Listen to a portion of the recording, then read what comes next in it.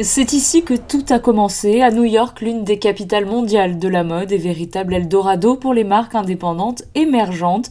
Pauline Ducruet fait partie de ces jeunes talents.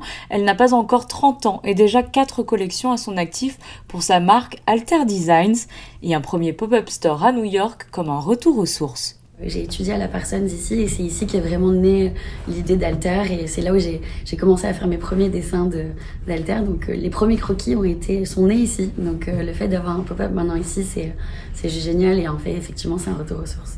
C'est sur Elizabeth Street, en plein cœur du quartier tendance de Nolita, que l'on peut retrouver une sélection de la marque. Le lieu est idéal dans la boutique Wesh, véritable pépite qui fait la part belle aux jeunes créateurs. On cherche des marques émergentes du monde entier, c'est-à-dire qu'on a des marques d'Europe et aussi du Middle East par exemple.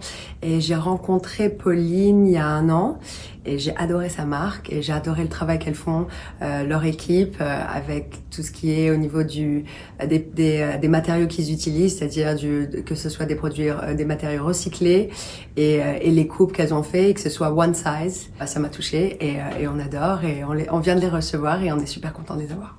Alter, c'est avant tout une philosophie et une nouvelle manière d'appréhender l'industrie de la mode, une marque qui se veut plus responsable et plus inclusive. On a un gros travail de sourcing sur les matériaux, qu'on essaye d'être le plus sustainable possible. On a quasiment à 100% de sustainable maintenant. Donc on utilise uniquement des matériaux naturels ou upcycle, donc en fait issus de dead stock d'autres grosses marques. Et on est aussi une marque fluide, donc on n'a pas de genre qui est attribué à la marque.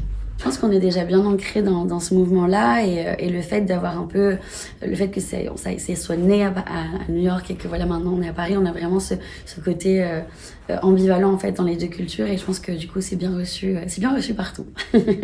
La nouvelle collection intitulée Onirica a été présentée au mois de janvier à l'occasion de la Fashion Week Homme de Paris. Une 4e collection pour la jeune créatrice monégasque composée de pièces qui se veulent intemporelles, des coupes jouant sur la déconstruction et des modèles qui peuvent évoluer au fur et à mesure de la journée. Onirica est inspiré de la nature par ses couleurs et ses matières et dont la confection est entièrement réalisée en France.